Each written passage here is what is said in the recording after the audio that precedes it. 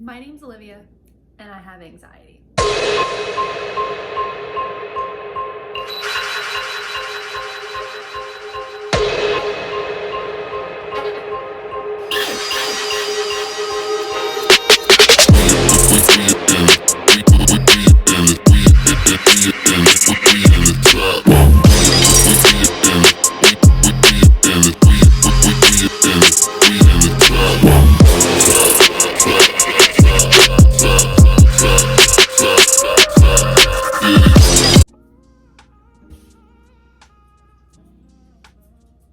Hey guys, and welcome back to our channel, or welcome to our channel if you're new.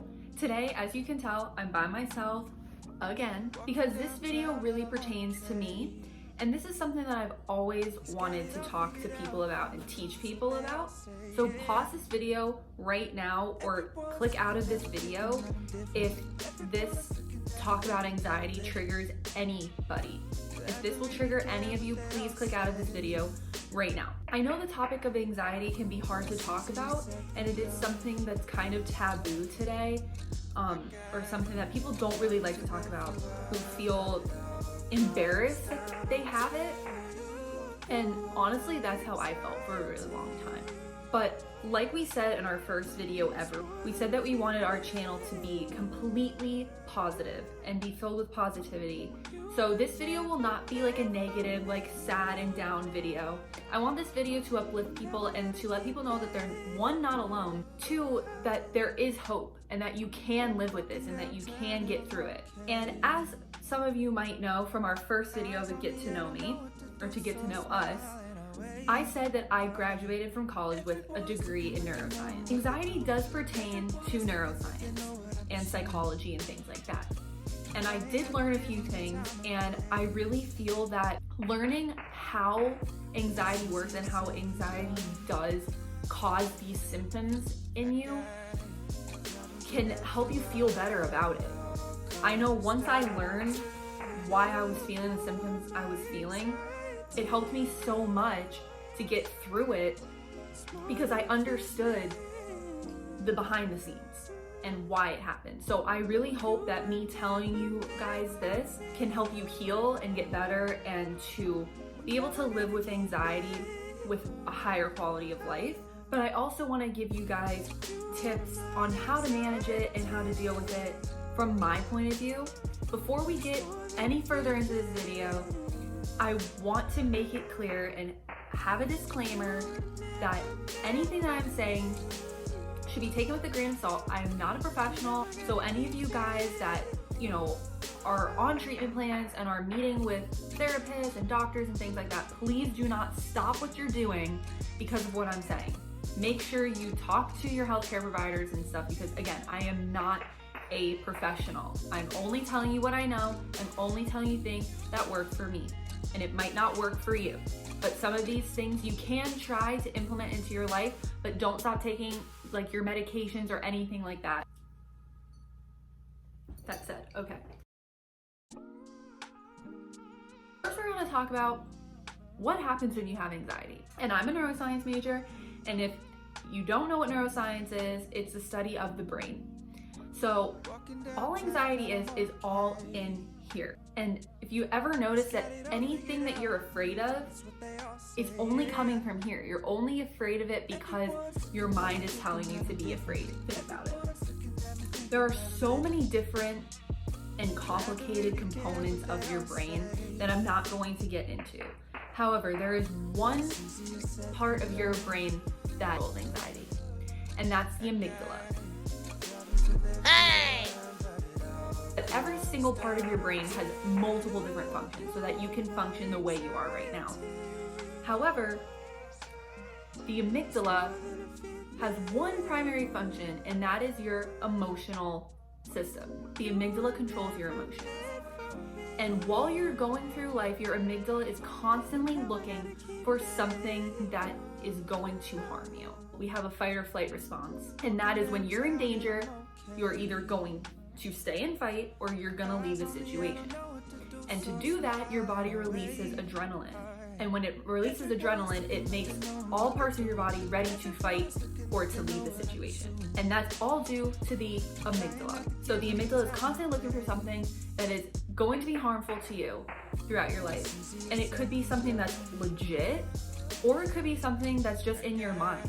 Once it sees that there is a problem, it signals the release of adrenaline through the rest of your body, and then it courses through your veins so that you're ready to have this fight or flight response, even though it might not be necessary. You get anxiety because of a trigger, and triggers are different for everybody. However, the first thing that will cause anxiety is that first feeling, and you might not even know it. It's subconscious. But if all of a sudden your heart starts to beat really fast, that's your trigger. So now all of a sudden you're conscious of that and you're like, wow, why is my heart beating fast? And then that's your trigger to the amygdala. Like, oh, we have something that's dangerous to us. We need to have our fight or flight response and release adrenaline. So it does. And then that's when we start to panic, because now we feel out of control and we feel, you know, like we're gonna die or whatever it is. So that's what happens when you have anxiety. I wanted to tell my story a little bit. I was not born with anxiety, and I know a lot of people are not born with anxiety. I lived a huge portion of my life without it, and I lived a completely normal life. And then we hit high school, and it was my senior year of high school, so this was about 5 years ago. And I experienced anxiety for my first time because I lost someone very close to me. That traumatic experience triggered anxiety for me. Along with my boyfriend at the time had broken up with me right after this person died. And so I had two huge blows to my life, and they were very traumatic, one right after the other, like really. I thought I was fine. I was sad, but I went back to school and everything. But one day I was sitting in class, and all of a sudden my heart started to pound, which I had never experienced before in my life. And suddenly I felt like I couldn't control my breath. I started breathing very heavy, like I was hyperventilating. And I was just sitting there in class and I was like, what is happening to me? And I thought I had to get up and leave. However, I just sat there and I was just like, okay, like what the heck is going on? And then it kind of went away. And I didn't think about it again. I was like, wow, that was really weird, but okay. And I moved on with my life. And I was getting ready for work one day and I was doing my makeup, and all of a sudden it happened again. My heart started pounding, I couldn't breathe, and I literally started to panic because of that, because I never felt it before. So I was getting ready, I felt like I had to get ready for work, I was gonna be late, and so I ran to see my mom, and I was like, I can't breathe, like I had half of my makeup done, and I was telling her I can't breathe, like what do I do, like, and I started to cry. Because it was such a scary experience, something that, you know, I've never felt before. I didn't know what it was and why I was feeling like that. But my mom said, you know, like finish what you're doing, go to work, it'll get your mind off things. So I cried my entire way to work. But once I got to work, you know, I did my thing and I felt fine, and that was that. But that started a chain of events for the next 5 years of my life. There were times where I felt like I couldn't manage it. I didn't know how to control it. There were times where I feel like I was there, but I was missing out on so many fun things because I was anxious and I was worried, when is this gonna happen again? But then the longer it happened, the more I talked about it with my family, anxiety came up. And I was like, what is that? Like, I never really heard of it. And so I looked it up, like we all do on WebMD, which they say you're not supposed to, but I looked it up, and sure enough, I had the symptoms of anxiety. After that, I knew what to label it as, like, oh, when I feel this way, it's anxiety. And I was able to control it by myself without any help. I wanted it so bad. I wanted to enjoy my life. I wanted to be normal again. So I was able to control it for about 6 months. And I felt completely fine. I didn't have any panic attacks. I didn't have any anxiety. I was good the whole rest of my senior year. And that's when I met Bret. Then I went to college and played volleyball. And being in college, having such a huge change in my life and being very busy and stressed about something so new caused the anxiety to come back. And there were times I literally could not control it anymore. I would be in class having panic attacks, and I would avoid certain situations because I was panicking about who knows what, but I was, and I didn't understand. Why was I feeling this way? Like, I felt like I needed to go to the hospital. I felt like there was something wrong with me. But every time I would go to the doctor for a checkup or anything like that, I came out completely healthy, and there was no actual reason for why I was feeling that way. But I didn't understand. I didn't understand how my brain was doing that. They just said, it's anxiety. Like, that's what it is. And I was like, well, that doesn't help me. Like, okay, it's anxiety, but like, I need to learn how to control this. I went to a therapist my sophomore year of college, and that helped. After I went to that therapist, I was good for my whole sophomore year of college. Again, I had that whole long period, no anxiety. I was good. I felt cured. I was like, awesome. I didn't think about anxiety. I didn't have anxiety. Like, everything was good. And then my junior year rolls around, and it came back.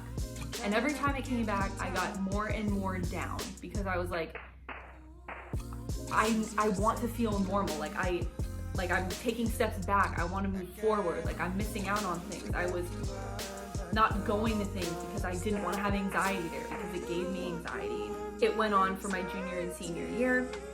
I really didn't seek help after that because I was determined to do it by myself like I did the first time. My doctor prescribed me medicine, which I refused to take. It was only to take when I needed it. And so I was like, I don't need it. I don't need it. I'm fine. Like, I don't need it. I want to do this by myself because I did before. I don't want to take medication. And I'm not saying there's anything against medication if you are on it right now. If that helps you, great, like really. But I felt that it wasn't bad enough to need that. And I wanted to do it by myself. I wanted to feel like I was in control. Last year, actually, about this time, last December, was one of my worst months. I had serious anxiety where I really couldn't even enjoy Christmas time, which that made me even more anxious because I wasn't being able to enjoy things that I used to. And it felt like I was missing out on things. But around that time was the first time I turned to medication to help me because I was so afraid of having a panic attack wherever I went. And there were times I had to have my mom sleep with me at night because I couldn't fall asleep. I was so afraid I was gonna have a panic attack. I would wake up anxious, like my heart would be pounding all day. And it was just such an uncomfortable feeling. I couldn't drive anywhere. Anytime I felt like I had to leave the house, I started to panic. I had some really awful panic attacks. They were really bad for me. And I turned to all these different methods. I looked them up. How do I stop a panic attack? Like, what do I do? So it was breathing. So I tried breathing. I tried breathing into a paper bag. I tried stress release gummies. I tried medication. I also turned to weird things like drinking water whenever I felt nervous. I would like take a sip of water, which in that second after I drank it, it helped. So I carried water around, and I still do because it's such a habit now. I took water with me everywhere. And when I couldn't have water, it caused anxiety. So that was my coping mechanism. We all have coping mechanisms for things like that. And now I have been able to manage it. So fast forward to now, looking at some positivity, I have been able to manage it. But this was after I took my neuroscience classes in college and started to understand what was happening in my head. And once you guys start to believe and know that this function that's happening in your head when you're having anxiety, that's there to help you. When you understand that and you understand that what's going on is there to actually save your life when you think about it. Your brain is thinking that there's some sort of harm, so it's making you ready to get away from that harm. It's actually trying to save you. You have to remember and actually and truly believe that you are just uncomfortable, but it's not going to hurt you. It is not dangerous. It's such an uncomfortable feeling, and I completely get it. I get it, and I still, when it happens to me every once in a while, I still start to feel myself get pulled down that hole. But you have to remember, I'm just uncomfortable right now, and if I just remember this, it will not last that long. So now we're gonna get into the tips on how we can maybe manage this or deal with panic attacks when it happens. The one thing I did learn, and that's kind of how I've been coping with it now, it takes practice, honestly, but I feel like it is the best way to deal with it, but it does take practice. The first time dealing with it, it's like, oh my God, like how is this gonna work? Like that seems so stupid, but that's how it's gonna work, is to do absolutely nothing.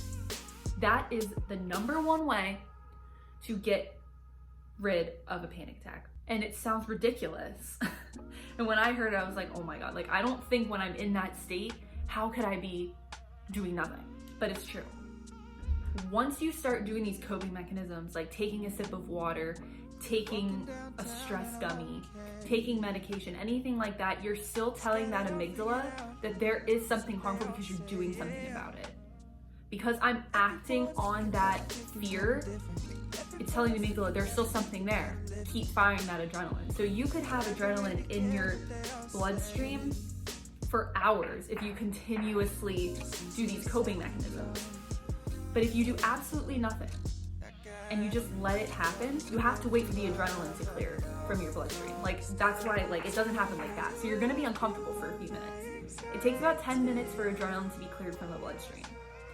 So if you wait just 10 minutes and you just sit there, you don't do any breathing techniques, you don't do anything.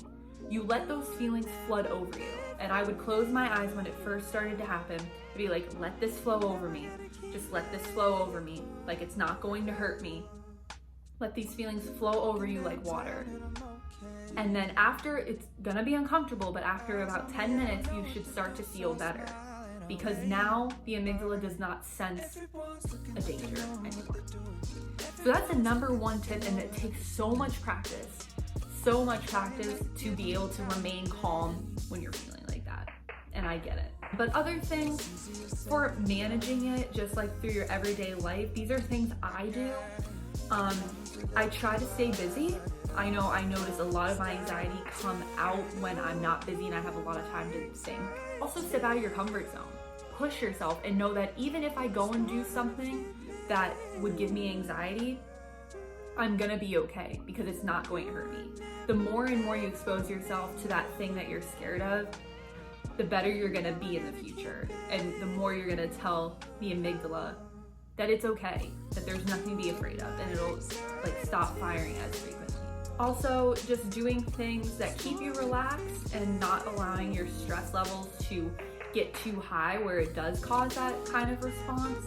Take baths regularly, and that's like my happy place. That's a place where I like to go to have me time and to relax with a candle and to like watch YouTube or watch a movie or read a book, anything like that.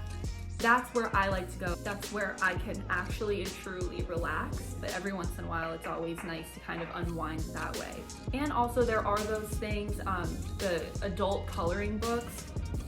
I bought 2 around the time I was having a lot of anxiety, and I would color when I would feel anxious. It keeps you occupied, keeps your mind off of things because you're focused on like staying in the lines and you know, and it's a fun experience. So those are just a few things that I kind of do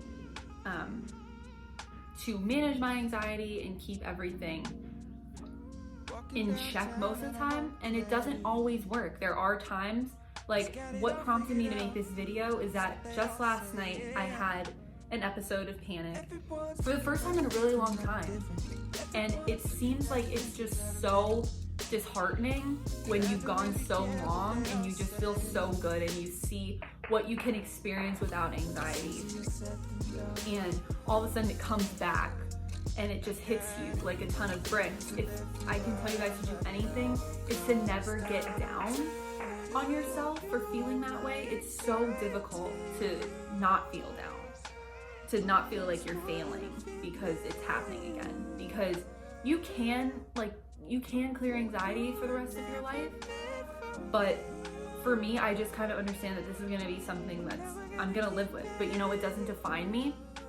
I'm not going to let it define me, and no one should let it define you because it's all in your head. The only thing that's not is when your amygdala is actually giving you that stress response. And that's what you're reacting to. You're not reacting to the situation.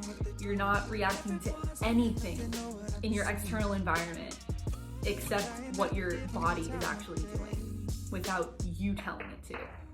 But you actually have so much control over it and you don't even realize it. If you just try to implement those things into your life, I think it can really help you in the future. But like I said, all of these things takes practice. It also takes researching.